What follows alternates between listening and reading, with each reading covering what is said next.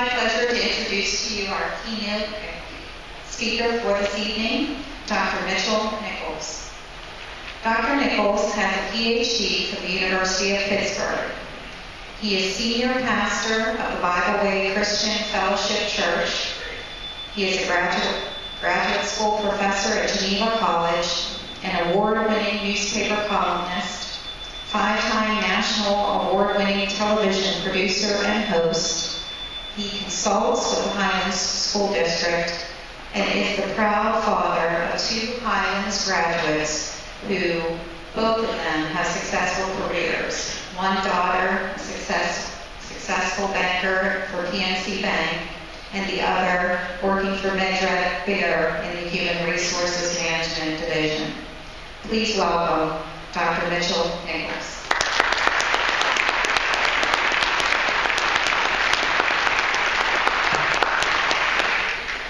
If someone would ask you, what are the 3 things or 3 nicknames that stand out most to you about the city of Pittsburgh or this region, some of you would very easily be able to respond, it's known as a steel city, a place where for many years we were able to manufacture a lot of steel. A second answer some of you may give is that it is a city of champions. The third, it's a city of bridges. When you begin to check out the facts about where in our world are there more bridges than any place else, it was once stated that Pittsburgh had more bridges than anywhere, including Venice, Italy, only beating Venice at one point by 3 bridges. When you begin to think about school, going to school, working hard, studying when you don't always feel like doing so, it really is a bridge to somewhere. Students who are here tonight who are receiving awards are here because you have put in the effort, you've sacrificed, you've accomplished something, or you would not be in the number that will be celebrated tonight. I can remember some years ago as a college student, not having this particular professor in class, but meeting her as a dean on the college campus. Her name was Dr. Annabelle. Dr. Annabelle was the first woman dean in Slippery Rock University's history. I mean, it took probably 83 years of its history for her to accomplish such a goal. Often she and I would have conversations as I would go into her department, which was the School of Humanities and Fine Arts.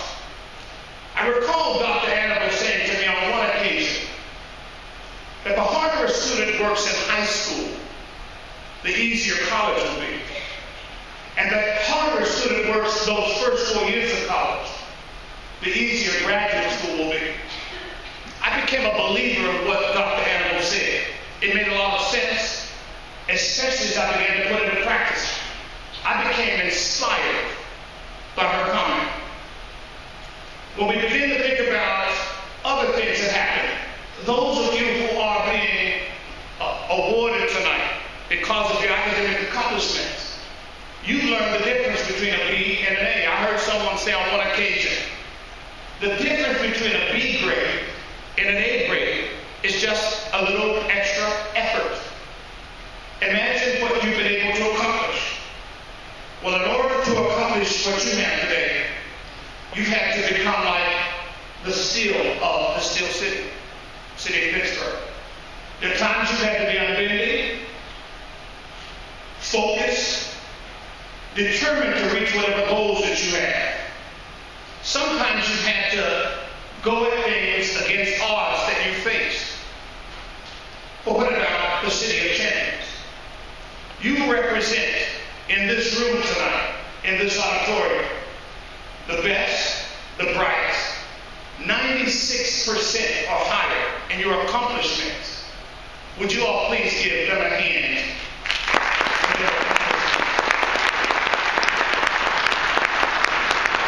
You are an academic champion here at Highlands High School. But what about the city of Bridges? In order to get to this location, you had to travel across any number of things. And when you think about the city of Pittsburgh, and especially this region, there are bridges with all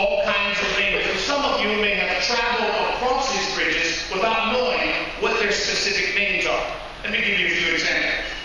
There's the Birmingham Bridge. There's the Andy Warhol Bridge.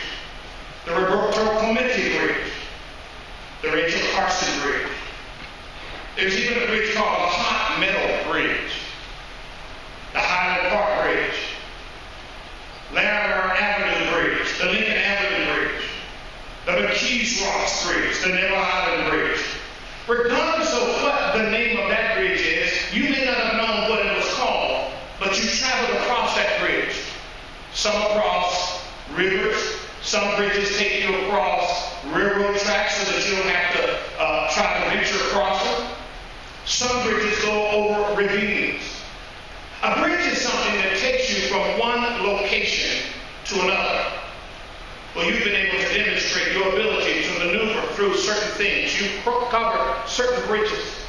But let me give you another bridge. At least, let me give you one that I'll call something different than you may have thought about. You've accomplished a lot getting to where you are as 9th graders, 10th graders, 11th and 12th graders. But such as life is, you will face some other bridges. You can work hard, but sometimes there is something that I'll call as a bridge, inspired. Again, when Dr. Annabelle spoke to me what she did, I became inspired. And another professor by the name of Dr. Charlie Willard, when he spoke to me in the doorroom of his office one day, he said certain things to me that inspired me. Sometimes we take lightly the bridges that we have to travel across in life. But when we need them the most, they get us from one location to another. When you are inspired, it gets you to a location that you may not have thought about, may not have wanted to venture, but it gets you to another place. And that's most important. Perhaps you have traveled on many of these bridges, again, without going to name names. But I guess whatever you want to call your next location in life. Because for some of you, you're going on to 10th grade, others 11th, some 12th grade. The seniors are going off probably to college. There'll be times in your experience when you'll reach back and think about the teacher that inspired you, or an administrator, or perhaps someone in your neighborhood. How does one accomplish those things that appear to be unreachable? Things that you may not have imagined at one point, but dream and hope at some other point that you wanted to get there. Well, the bridge that you can go across is a bridge that is called inspired. And once you are inspired, there is no limit to what you can accomplish. We congratulate you as awardees tonight, academic awards. But don't forget, always keep in mind that it's important to be inspired.